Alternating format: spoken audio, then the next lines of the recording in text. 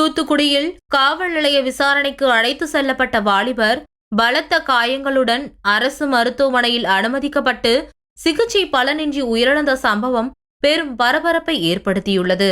காவல்துறையினர் அடித்து கொலை செய்துவிட்டதாக கூறி அவரது உறவினர்கள் உடலை வாங்க மறுத்து போராட்டத்தில் ஈடுபட்டு வருவது அப்பகுதியில் பெரும் பதற்றத்தை ஏற்படுத்தியுள்ளது. தூத்துக்குடி அமுதா நகரைச் சேர்ந்த நாகராஜன் என்பவரின் மகன் அருணாச்சலம். 26 வயதான இவர் தூத்துக்குடி 3வது மைல் பகுதியில் உள்ள ஒரு டாஸ்மாகில் வேலை பார்த்து வந்துள்ளார். கடந்த ஜூலை மாதம் 17ஆம் தேதி மதுபான கடை மூடப்பட்ட பிறகு சட்டவிரோதமாக மது விற்பனை செய்ததாக கூறி அருணாச்சலத்தை தென்பாக்கம் காவல்துறையினர் கைது செய்தனர்.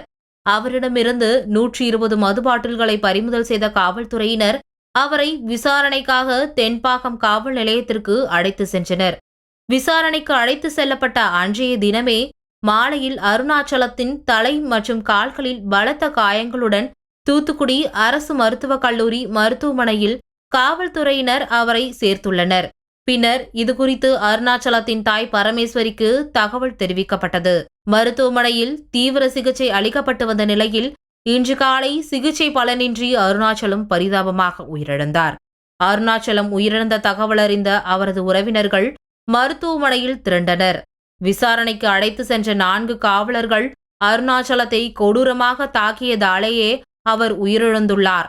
சம்பந்தப்பட்ட 4 காவலர்கள் மீதும் கொலை வழக்கு பதிவு செய்து உரிய நடவடிக்கை எடுக்க வேண்டும், அவரது உடலை வாங்க மாட்டோம் என கூறி போராட்டத்தில் ஈடுபட்டனர்.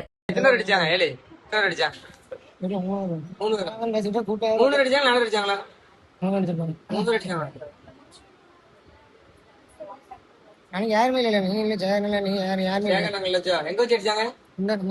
எந்த பக்கம்? இந்த நம்ம ஸ்டேஷன்ல வச்சா முருகன் கடை இந்த முக்கு கடை நம்ம கடை நமக்கு வரும் காலையில வரும் மதரண்டு காலையில மதரண்டு வரும் 4 பேர் இருந்தாங்க.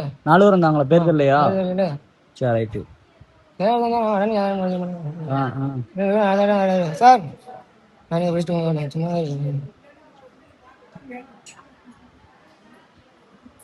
ஏமாதான் நம்ம சரியா? சேகர், அந்த ஓனர் பேர் சேகர்.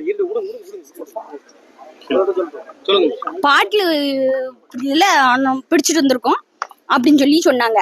அதுல உள்ள வந்து விழுந்துட்டான், அடிபட்டுட்டான், ஆஸ்பத்திரியில சேர்த்திருக்கோம், சீக்கிரம் வாங்க அப்படின்னாங்க. அந்த நான் ஓடி வந்தேன். இதெல்லாம் நடந்துச்சு.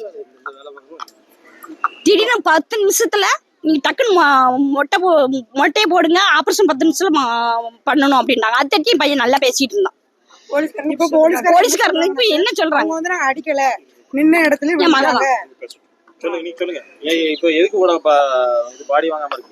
என் பையனுக்கு நீதி வேணும். எனக்கு என் பையன் அந்த பிடிச்ச போலீஸ் எனக்கு வரணும். இப்போ நீதி வேணும், எனக்கு நீதி வேணும், நேர்மை வேணும் எனக்கு. இல்லன்னா நான் பாடி வாங்க மாட்டேன். அவங்கதான் அடிச்சிருக்காங்க. 4 போலீஸ் அடிச்சா 4 போலீஸ் அடிச்சேன்னு சொன்னியா? அந்த 4 போலீஸ் வரணும். இந்நிலையில் காவல்துறை தரப்பில் விளக்க அறிக்கை ஒன்று வெளியிடப்பட்டுள்ளது. அதில் பரிசோதனை மேற்கொண்ட மருத்துவர் அவர் நீதிமன்றத்தில் ஆஜர்படுத்த தகுதியுடையவர் என சான்றளித்ததுடன் அவரது உடலில் எந்தவித வெளிப்புற காயங்களும் இல்லை என மருத்துவர் சான்றளித்தார். அவரது தந்தை அளித்த புகாரின் பேரில் வழக்கு பதிவு செய்யப்பட்டு சட்டப்படி விசாரணை நடைபெற்று வருகிறது என தூத்துக்குடி டவுன் டிஎஸ்பி சுனில் அறிக்கை வெளியிட்டுள்ளார்.